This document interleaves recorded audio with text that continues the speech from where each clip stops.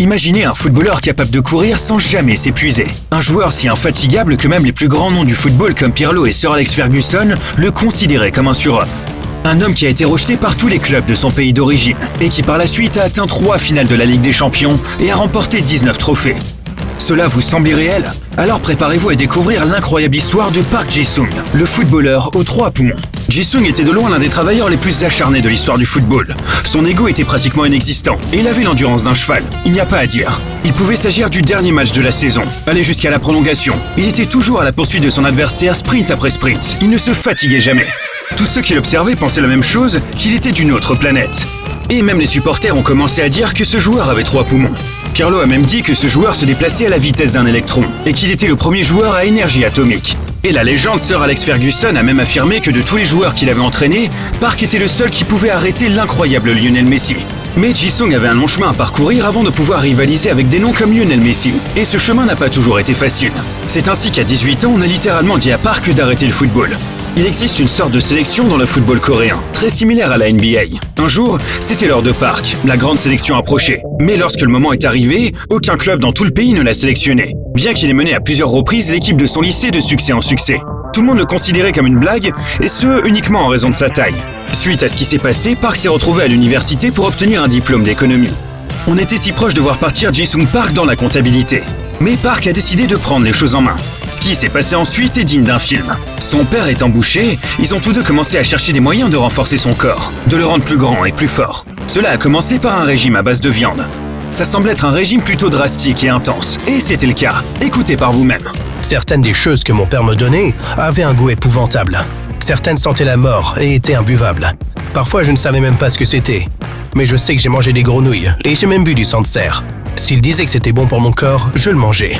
Parfois, je vomissais, mais je continuais à manger. Mon envie de jouer au football était plus forte que mon dégoût pour la nourriture. Je ne sais pas trop quoi dire à ce sujet, mais Park a affirmé qu'il avait grandi de 7 cm pendant cette période. C'était peut-être une bonne chose, mais quel était l'intérêt de tout ça si aucun club ne le sélectionnait pendant les appels d'offres? Eh bien, Park a eu beaucoup de chance. Les Jeux Olympiques approchaient, et comme l'équipe U23 avait besoin d'un peu d'entraînement, un match amical a été programmé entre l'équipe U23 et l'équipe de l'université de Park. Et lors d'un match incroyable entre les deux équipes, l'entraîneur national a tellement été impressionné par Park qu'il l'a recruté pour les Jeux Olympiques. Et après l'élimination de l'équipe aux Jeux Olympiques, qui avait pourtant remporté 2 de ses 3 matchs de groupe, il a appelé Park pour participer aux qualifications pour la Coupe d'Asie. Et ce qui est dingue, c'est que Park a donc fait ses débuts en équipe nationale avant même d'avoir signé son premier contrat professionnel en club. Et comme vous pouvez l'imaginer, il n'a eu aucun mal à trouver un club par la suite. Il a même suscité l'intérêt des clubs étrangers et est devenu l'un des premiers Coréens à jouer au Japon. Park a donc rejoint le légendaire Kazumi Miura au Kyoto Sanga FC. Cependant, l'ascension de Park vers le sommet du monde n'a pas été aussi facile. Dès sa première saison, Kyoto Sanga est relégué. Et ce n'est pas tout. L'entraîneur qui avait désigné Park pour l'équipe nationale a été licencié. Et il a soudain semblé que le moment de gloire de Park Ji-sung se soit terminé. Mais contre toute attente, le licenciement de l'entraîneur de l'équipe nationale avait été un mal pour un bien. En effet, celui qui a pris la relève était le fameux entraîneur hollandais Guus Hiddink. Park savait qu'il devait non seulement l'impressionner pour conserver sa place dans l'équipe nationale, mais qu'il pourrait être aussi un jour son billet pour l'Europe. Et lorsqu'Hiddink l'a convoqué pour 2 matchs amicaux contre l'Angleterre et la France, Park a tout donné sur le terrain. Il a marqué lors des 2 matchs et a rapidement gagné le respect de Hiddink. Et tout d'un coup, comme par magie, son âge et sa taille n'ont plus posé problème. Park était désormais le premier sur la feuille de match à chaque fois. Puis, à l'approche de 2002, il a eu la chance de sa vie. La Coupe du Monde se déroule au Japon et en Corée du Sud.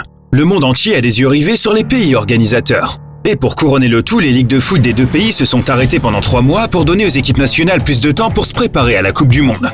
Et de toute évidence, la Coupe du Monde de 2002 a été la plus corrompue de l'histoire. Et beaucoup pensent à juste titre que le succès de la Corée du Sud est en grande partie dû à cette corruption.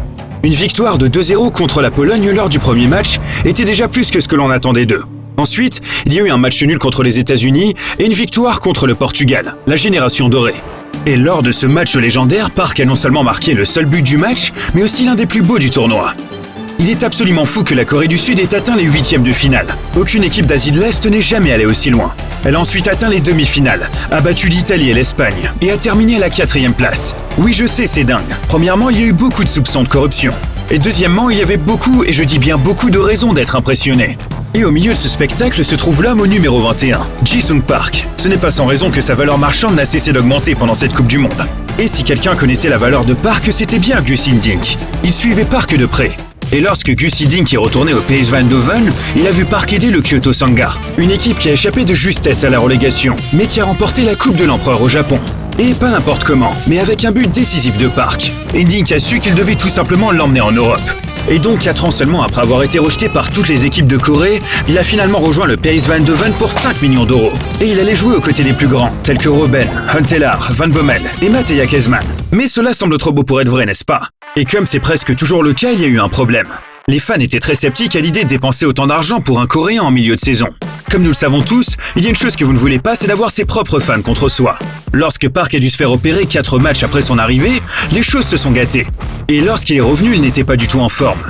Mais comme les supporters n'en savaient pas plus, ils ont juste supposé qu'il était, un mauvais joueur. Park a été fortement critiqué. Et même son coéquipier Van Bommel a commencé à faire pareil en évoquant le fait qu'il ne parlait pas le néerlandais.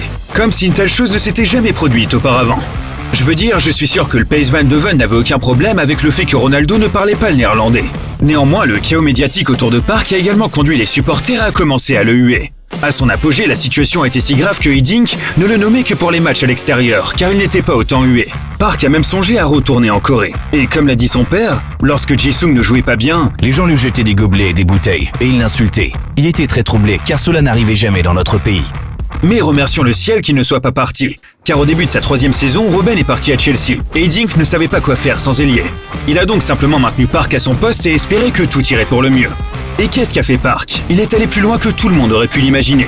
Non seulement il a marqué lors des barrages pour permettre au PSV d'accéder à la Ligue des Champions, mais il a aussi complètement changé le parcours de leur saison en championnat, et les a aidés à reconquérir le titre de champion. Mais le plus mémorable a été leur parcours en Champions League. Park les a conduits à leur première participation en quart de finale depuis 9 ans. Et lorsqu'ils se sont qualifiés et qu'ils ont affronté Milan qui avait perdu la finale de la Ligue des Champions 11 mois plus tôt, tout le monde pensait que le PSV allait se faire écraser. Surtout après avoir perdu le match aller 2-0. En première mi-temps, Park a marqué le premier but du match et a remotivé toute l'équipe. Et ça a été l'une des plus belles remontées de l'histoire de la Ligue des Champions qui pourrait se produire. Et juste après, Cocu marque un 2e but qui permet d'égaliser. Et c'est là que tout se joue. Mais malheureusement, un but d'Ambrosini à la dernière minute a brisé tous les rêves. Même un but de Cocu immédiatement après n'a pas pu sauver le PSV. L'AC Milan s'est qualifié pour la finale grâce à la règle des buts marqués à l'extérieur. Et même si le PSV n'est pas parvenu à se qualifier, les performances de Park cette année-là ont été si exceptionnelles que les supporters ont non seulement cessé de le huer, mais ils ont aussi complètement oublié Robben. Après le match, Gattuso a même fait une déclaration dans une interview pour un magazine japonais dans laquelle il a affirmé à quel point il était difficile de jouer contre Park. Van Bommel, lui, qui avait presque monté les supporters contre Park, s'est excusé publiquement dans une interview pour les commentaires qu'il avait fait 2 ans plus tôt. Et je suis sûr que Park n'en avait plus rien à faire, puisqu'il avait été nommé attaquant de l'année de l'UEFA aux côtés de Ronaldinho, Shevchenko, Eto'o et Adriano, bien qu'il ne soit pas vraiment un attaquant. Et lors d'un match contre Lyon, un recruteur de Manchester United se trouvait dans les tribunes pour observer Michael Essien, qui n'a eu que ce commentaire à faire après coup.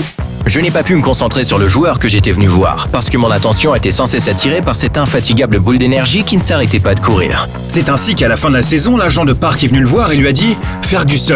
Sir Alex Ferguson est au téléphone. Au début, il ne l'a pas cru. Après tout, un seul joueur de l'Asie de l'Est avait déjà joué pour United. Mais il a décroché le téléphone, a entendu sa voix et a su que c'était vrai. Hiddink a tenté de convaincre Park de rester et lui a même promis un transfert à Chelsea. Mais Park avait déjà pris sa décision. Et 1 mois plus tard, il signait à United pour seulement 7 millions d'euros. C'était l'une des plus grandes affaires de l'histoire du sport. Lorsque Sir Alex Ferguson a annoncé le transfert de Jisung Park, les experts l'ont ignoré comme d'habitude et l'ont qualifié d'opération de marketing. Mais ses nouveaux coéquipiers ont rapidement compris que Park n'avait pas été recruté uniquement pour vendre quelques maillots en Corée. Paul Scholes a par exemple déclaré « Park est le joueur le plus appliqué que j'ai jamais rencontré. Tout simplement incroyable. J'avais peur de lui pendant les entraînements. C'était un cauchemar. Il s'est approché de moi pendant un entraînement à Manchester United quand on jouait l'un contre l'autre et il m'a dit « Tu ne vas pas tirer aujourd'hui ». Et il avait raison à chaque fois. La perception des médias a aussi changé rapidement. Désormais, tout le monde était impressionné par l'infatigabilité et la détermination de Park. Il n'était plus Jisung Park, mais Freelang Park, Park aux 3 poumons. Car avec son endurance, les supporters disaient qu'il avait 3 poumons. En effet, l'admiration pour cet homme à United était telle qu'il se voyait confier le brassard de capitaine pour la première fois 3 mois seulement après son arrivée. Tout simplement incroyable. Mais peu importe la qualité de cette première saison, il se blesse à nouveau dès la saison suivante et restera longtemps sur le banc de touche. Une nouvelle opération est nécessaire, et Park ne revient sur le terrain que 9 mois plus tard. Au départ, on craignait qu'une deuxième opération ne détruise complètement son genou, et qu'il faille attendre longtemps avant qu'il ne puisse retrouver son ancien niveau. Mais lorsque Manchester United atteint les quarts de finale de la Ligue des Champions, Sir Alex Ferguson sait qu'il ne pourra pas progresser sans Park. Il a donc été appelé. Et ce qui se passe est incroyable. Après tout ce qu'il a enduré, Park a brillé lors des 2 matchs contre l'AS Roma. Et même lorsque le Barça leur ont barré la route, peu importe qui ils ont mis en face, que ce soit Messi, Eto'o, Xavi ou Deco, Ji-sung Park a été élu homme du match à domicile comme à l'extérieur. Il a peut-être été la principale raison pour laquelle United a atteint la finale. Ce qui a dû rendre encore plus douloureuse la décision de Sir Alex Ferguson de ne pas le mettre dans l'effectif de l'équipe pour la finale. Park a dû donc assister depuis les tribunes à l'ascension de United au titre de roi d'Europe. Lorsqu'on lui a posé des questions après le match, il a gardé son calme comme toujours. Il a simplement répondu « L'équipe a gagné, donc je suis content. C'est frustrant de ne pas jouer, mais il y aura d'autres opportunités. » Je doute honnêtement qu'il n'ait jamais confronté Sir Alex Ferguson à propos de sa décision de le laisser de côté. Mais il n'en a pas eu besoin, car lorsque Ferguson a écrit son autobiographie, tout le monde a pu le lire dans son livre.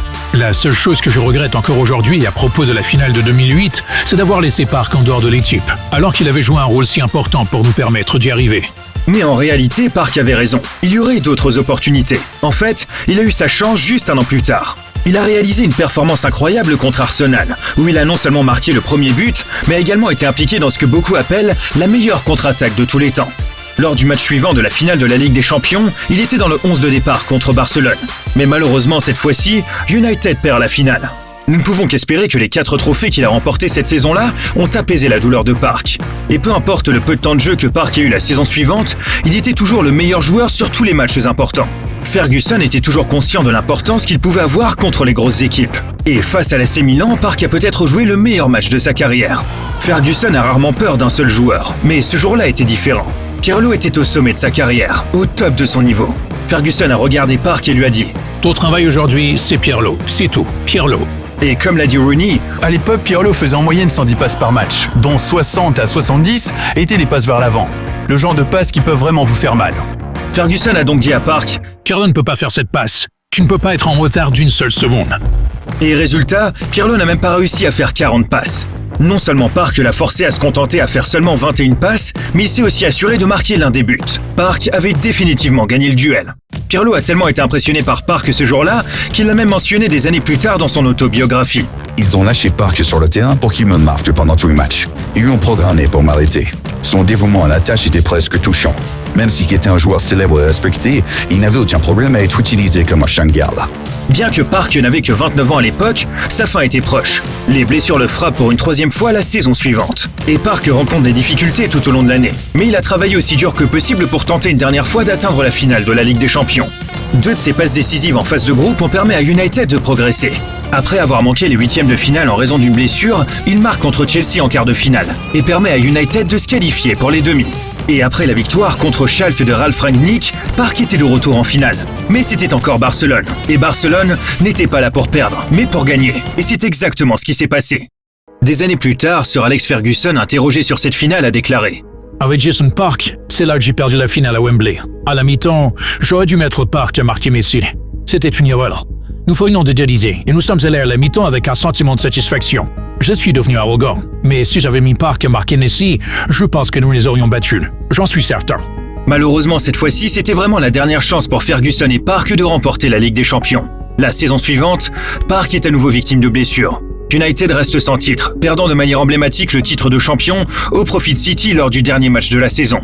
Et Park ne jouera plus jamais pour United. La saison suivante, il rejoint les Queen's Park Rangers et est immédiatement nommé capitaine. Cela n'empêche pas que les Queen's Park Rangers connaîtront une saison épouvantable avec seulement 4 victoires. Ce qui conduira Park à être prêté au PSV Eindhoven après leur relégation, où il annonce sa retraite 1 an plus tard, à l'âge de 33 ans. Sa raison, les douleurs constantes causées par ses blessures au genou. Ce jour-là, le monde du football a rendu hommage à ce talentueux Sud-Coréen qui avait participé à 3 finales de la Ligue des Champions, qui avait remporté 19 trophées et même obtenu une 4e place en Coupe du Monde. Il était sans doute et restera pendant longtemps le joueur d'Asie du Sud-Est le plus titré de tous les temps. Voilà, c'est tout pour aujourd'hui. J'espère que la vidéo vous a plu. En attendant, n'hésitez pas à vous abonner, ça fait toujours plaisir et ça m'aide beaucoup. Moi je vous dis à la prochaine et on se retrouve très bientôt. Ciao.